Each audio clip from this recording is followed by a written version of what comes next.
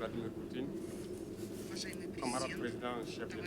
Your Excellency, Mr. President, Comrade Vladimir Putin, Your Excellency, Chairman of the African Union, heads of the delegations, thank you. Hello. It gives me great honor to address you here this morning and to convey to you the fraternal greeting of my people. At the outset, I would like to thank the Almighty who allowed us to gather here today and to talk about the prosperity and the future of our peoples.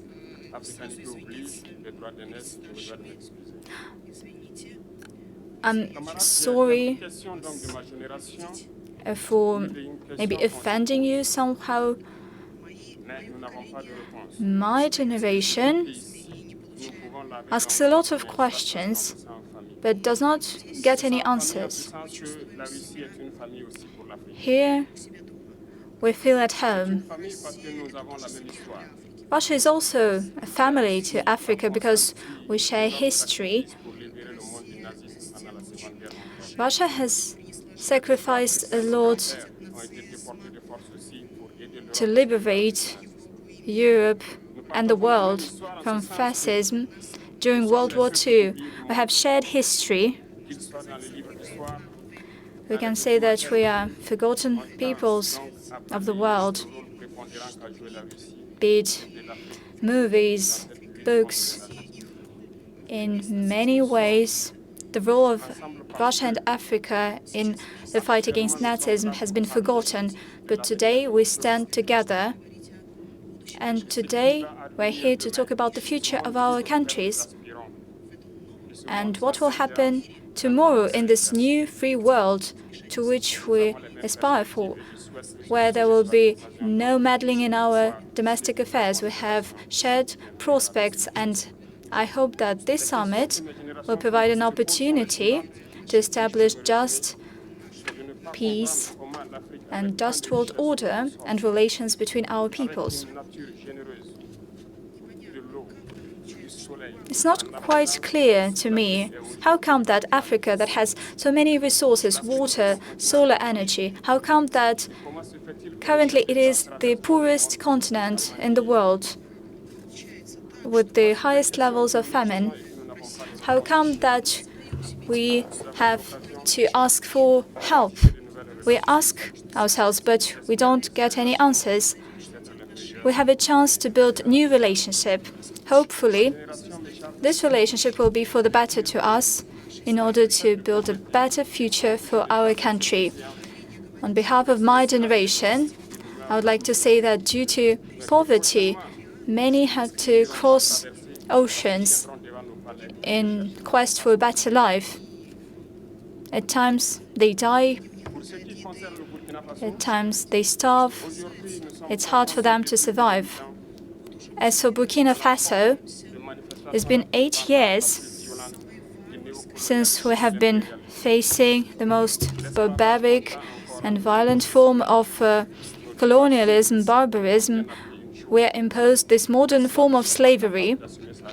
We were taught one thing: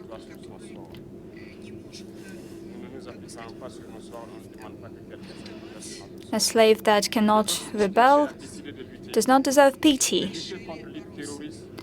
And we decided to fight against terrorists that impede our development and our struggle. Our peoples decided to take up arms in order to fight terrorism. We're surprised that imperialists,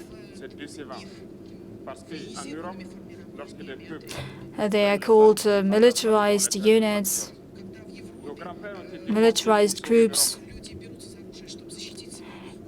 In Europe, people take arms in order to defend their motherland. They are called that they say that they are not patriots, but when my grandfather had to take up arms, it was against his will.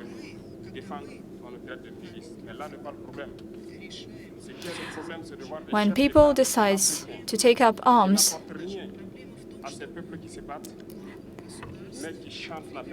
There's another problem. The problem is that the heads of African states do not give anything to these people who fight against imperialism.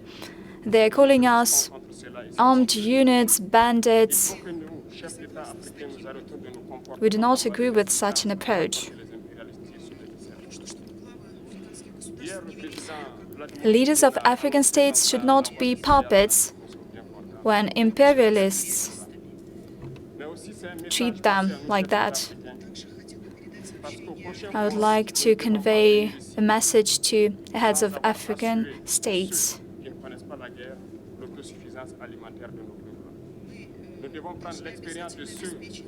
We need to ensure self-sufficiency of our peoples, of our countries.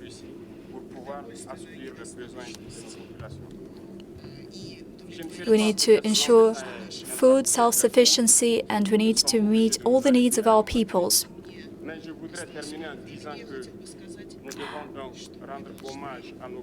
Since there's not much time left for my intervention, let me pay tribute to our peoples that fight against all the evil. Glory to our people, respect to our people, and victory to our people. Thank you, comrades.